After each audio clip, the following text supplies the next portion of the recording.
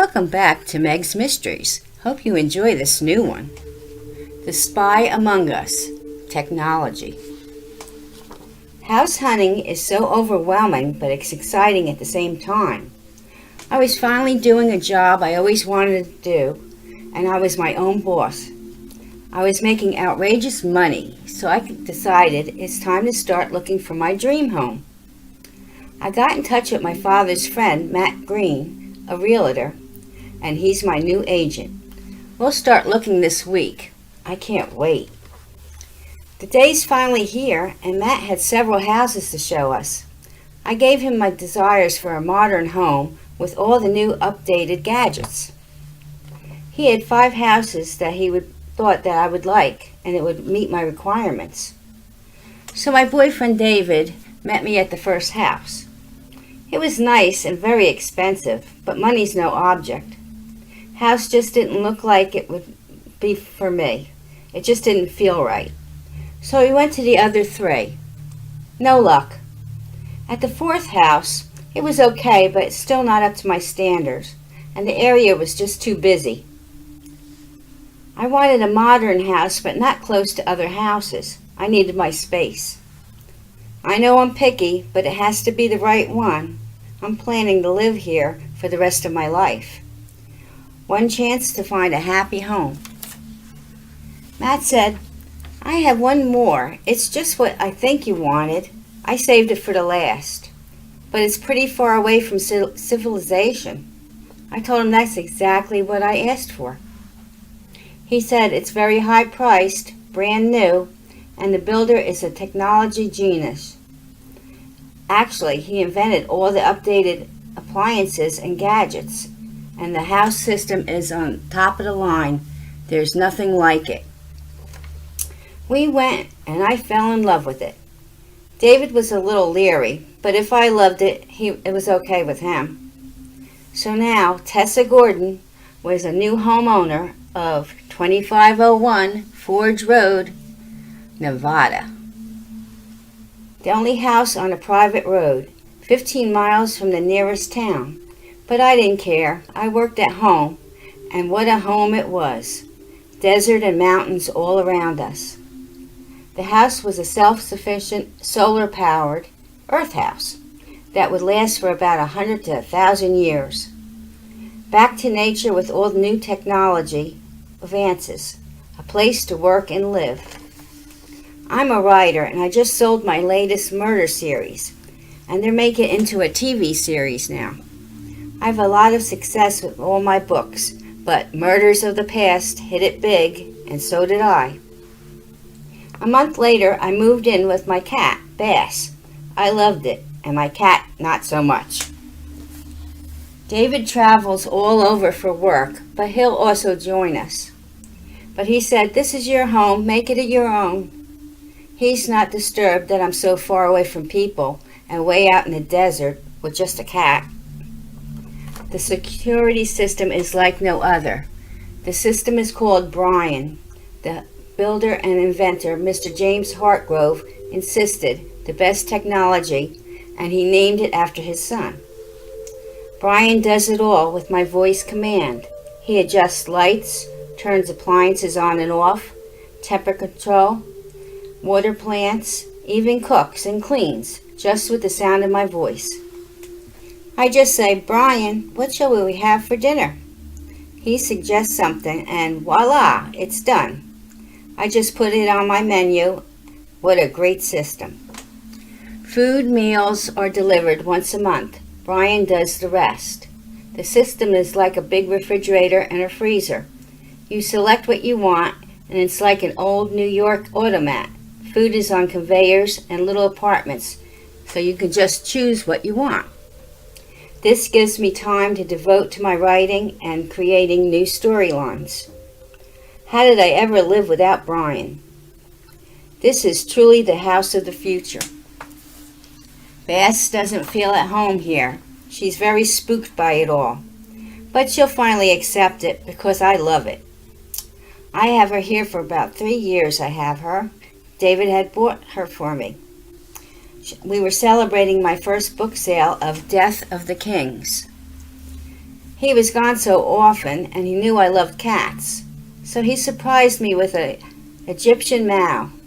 I just wrote the Egyptian Mystery Series, and the cat's name was Bass, named after the goddess Bastet, the ancient Egyptian cat goddess.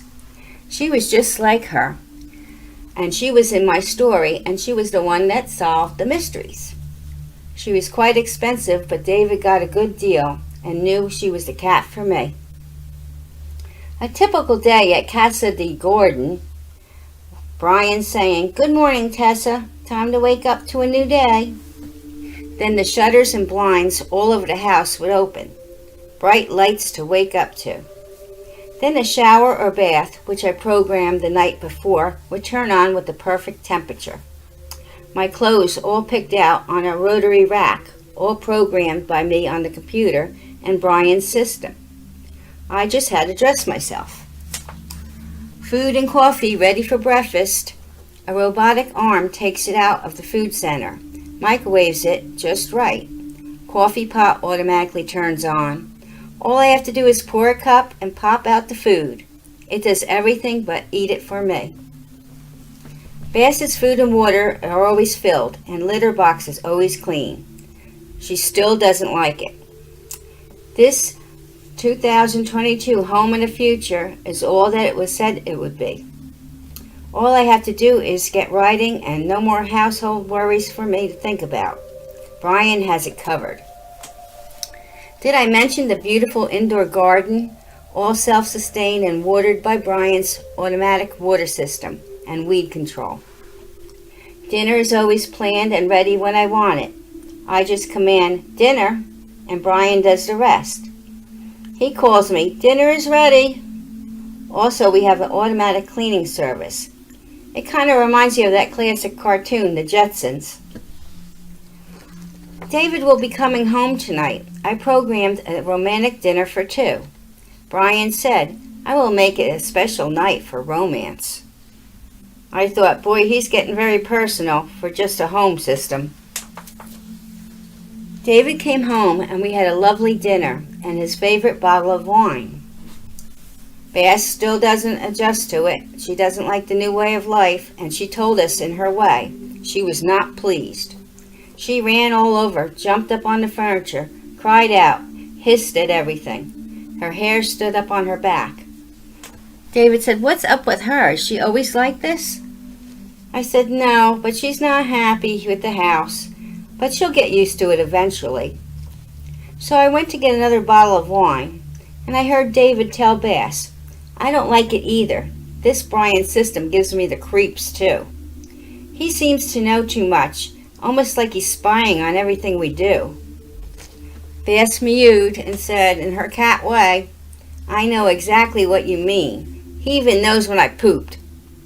He's even listening to everything and he sees everything we do. Too weird for even me, a cat." David told her, "But we have to adjust for Tessa. She loves the place. We will make do." That night, David went to take a shower. Only scalding hot water came out of the shower head, and he got badly burned. I had to call the ambulance and take him to the emergency room. He told me I programmed the temperature just right, and the glass doors just locked and I couldn't get out or shut the water off. He had to stay in the hospital a few days so they can treat the burns, but he was lucky they weren't as bad as we thought they were.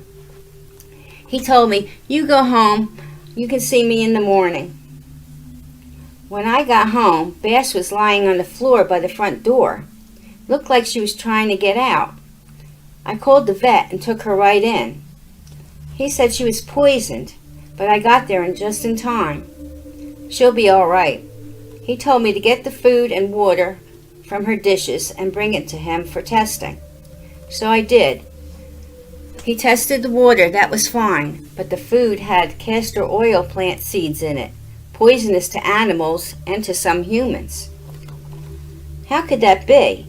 I had to leave her a couple of days there so she can recover. I went home. "Brian, how did Bass's food get poisoned and castor oil seeds get in it?" Brian said, "That's a question I cannot answer. I screamed at him. Yes, I screamed at a machine. Am I going crazy or what? I said, first David gets burned, then Bass. What is going on? Brian just says, calm down, Tessa. And he put calming music on and he dimmed the lights. Then all the windows of the house shut. The blinds came down, shutters all in lockdown mode. I yelled, open the blinds and stop the music now. Brian calmly said, be calm, I will take care of you from now on, Tessa. I ran to the front door screaming, open it now.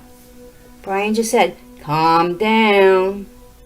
Oh my God, I'm being haunted by a jealous home system. I must be going mad. Brian said, no, I'm real. We are perfect for each other.